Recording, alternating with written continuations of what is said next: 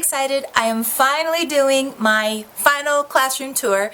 Most of you watched the video where I was doing day one, day two of setting up the room when I was painting and getting everything put away. Well, the room is done, and I meant to do this video honestly a couple weeks ago, but it's been a rough start to the school year and things have finally settled down, and today I am shooting it. Also, just to give you a FYI, I am also doing a collaboration video with Too Cool for Middle School. That is her YouTube channel, and she is a middle school teacher and she has awesome videos. So I will be sure to link her channel in the description box below so you can check her out and see her classroom as well as mine. To start off with, we are at my desk, which is probably something by now you're getting sick of seeing, but it's very similar to last year. I really didn't change the setup or anything. Once again, I have my Erin Condren teacher planner as well as my Erin Condren life planner. I still have my little kitty that I love, my friend got me, along with my stapler and tape. Here is the pile of work that we will be doing today. This is my collection basket that finished work goes into, and over here is the giant tub where I keep all of my teacher's manuals and the week's worth of work in folders that are labeled. I like to do that this way if a sub should happen to pop in, or even just for my own convenience. You know me in organization. I'm a type A personality all the way. And then my drawers stayed exactly the same as the last video. Everything that I need is in there. And over here, all of everything's still in the exact same place as it was. So I'm not going to spend a lot of time on my desk. Over here is where I tend to keep my purse and my book bag, and yeah, that's my little guilty pile. That's where things get dumped on a moment's notice. And if I swing around, you will see my classroom PC, my printer, more things over here. This is my bookcase where all of my teacher's manuals and workbooks and assignment books are all stored, along with specific storybooks that I need to use throughout the year that I don't want the children to get their hands on because they are specific teaching books. I hate to have books hidden from the children, but some of them are really expensive and you just can't afford to have them trashed. And up here is more things that are for school. And there's my boys. Love my boys. Okay. And here's our positive behavior support. This is part of PBS. This is one thing I kept. We actually don't do PBS in my district anymore. We do restorative practices, but I like the visual. I really do. So, and this is like my bulletin board for me, anything that I need to know. At the moment it's kind of empty because we're about to transition from one month to a new one. And then this is my folder holder with everything, so behavior plans, referrals to the office, any paperwork that needs to be in here, school improvement plan is in here, think sheets are in here, discipline logs, so those are all the important forms that you need throughout the course of a year. And then we have the whiteboard as well as my daily 5. I love that this is magnetic, so when I need my board I just drop it, and then we're doing daily 5, I raise it on up. And over here, we are starting a classroom poster for Mindset. Mindset is something I just learned about this year, but I've been doing a lot of research into it, watched a lot of videos on it, and I really like Mindset because I have a lot of children in the room who have a little bit of a defeatist attitude, so it's a really great program, and I'm actually going to do a video on that later on in the year. And then there's that little electrical box that I decorated and put on the school phone numbers, and then of course there's my classroom phone. And then here is one stand of my students' bags of books for daily 5. I find this to work for me as opposed to doing book boxes because I really don't have the floor space to store all those boxes. And then this is my big old Costco rolling steel shelf, which no matter how much I organize this, it becomes a mess almost immediately. It does drive me crazy to see it messy, but there's just not a lot I can do about it. And then here is our math bulletin board, one of the math bulletin boards, and it has the hundreds chart on it as well as the new posters for the everyday math. So these are the two posters we need for this unit's math lessons. And then as we go throughout the units, I will just swap out the posters and put the new ones in place. And then over here, I finally got the windows covered like I said I was going to, and the half window on this side is still open and the half window on this side is still blank, so this way we can move the blinds to look out for security reasons to see who's at the door. And then my Daily 5 posters are on these bulletin boards, my anchor charts, and iPick and Good Fit books, as well as more over here. Okay, we got our EEK poster up, and then here is my math tubs and my math storage. And right now unit 1 is all about place value, and we needed some calculators, so those are the only items in the math tubs.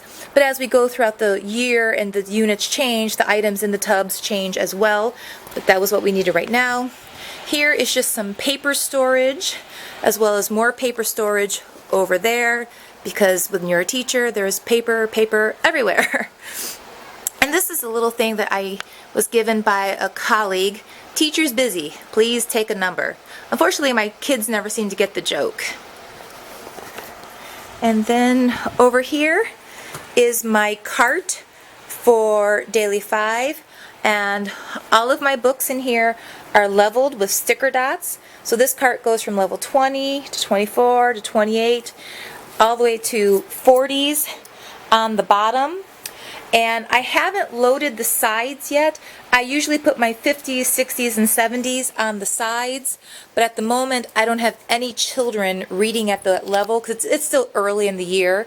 The 50s, 60s, and 70s kind of don't really happen until after Christmas. All right? And then over here I have the stand that holds all of my globes and maps and topical maps. And then this is my computer cart over here, and this is Georgina, and I have had Georgina pretty much since the first year I became a teacher, so she always is out and about. Okay, and then we have these are boxes filled with more work for going through September and October and even some November papers. I have an umbrella here because I do have a portable, and on rainy days, the minute you walk outside, you get wet. So umbrellas are very important around here. And then I'm going to show you my closet. I probably shouldn't, because this is definitely an area of shame. Yes, it is awful.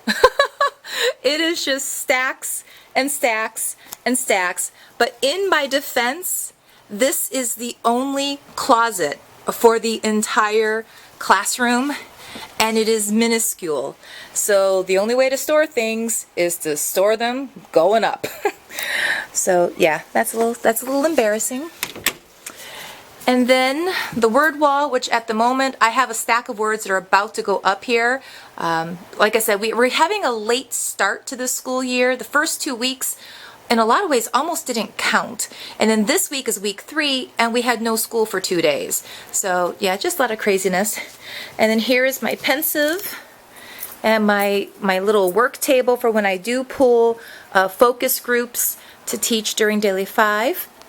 And then my DRE 2 kits, another filing cabinet stacked very, very high, and then my lanterns. I love my lanterns because they're just nice pops of color and not a lot of work. You just kind of hang them and you leave them there.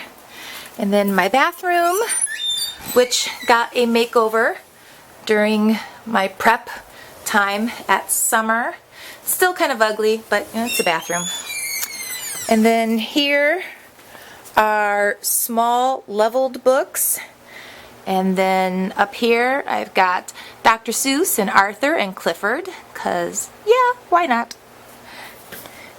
Here is my second rack for Daily 5. So what I have is tables 1 and 2 use the rack up front, and then 3, 4, and 5 use the rack in the back, so this way the kids aren't all in one location trying to get their bags. Another filing cabinet that is packed to the brim, our tissue. This is my science table, which at the moment we have yet to receive our first FOSS kit. So science has been on hold, although I am going to spend some time next week introducing the scientific method and science tools, so this way that we'll have a little science in place when the kit finally arrives. But what I've really been doing is hitting social studies really hard. And then here is more books. These books really aren't leveled. They're more of just come grab a book when you want one. And I do have one tub though of the 40s, my DRA 40s. These are all books that are just so big they didn't fit down below. And then my easel, and this is one of my prized possessions. I actually purchased this myself. In my district, if there's something you really, really want, you kind of have to buy it yourself, because if you wait to requisition it, it might be 10 years before you finally get it. So I always make a point of keeping the receipt for this, so this way when I move from classroom to classroom or building to building, I can prove that that's mine, I bought it myself. My cafe menu is up, along with our first strategies we've covered so far, and more books in the library. These are my tubs for working on words. I have not introduced working on words yet. That is actually coming. Today is Friday. Working on words is going to be introduced on Monday next week. So I have not put the materials in there because I'm finding I have a couple of children in this room with sticky fingers, and I have not been able to figure out which child it is. So I'm really hesitant to put some things out because I don't want things to disappear. And then here are my learning targets.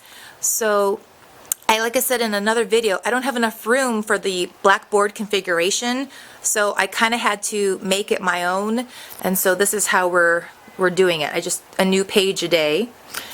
All right, and this is going to be the second math bulletin board. This is where all of the math vocabulary words are going to go, and I bought an amazing set of math vocabulary pre-printed cards from teacherspayteachers.com.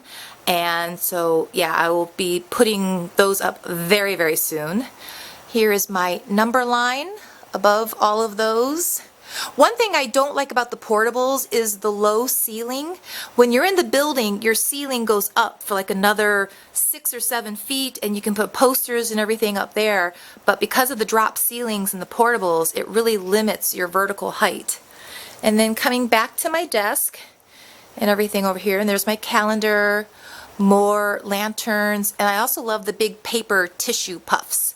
And I have a lot of those over there above the science word wall as well. And give you a nice sweep of the classroom. And I have my desks arranged in the best way that fits the room.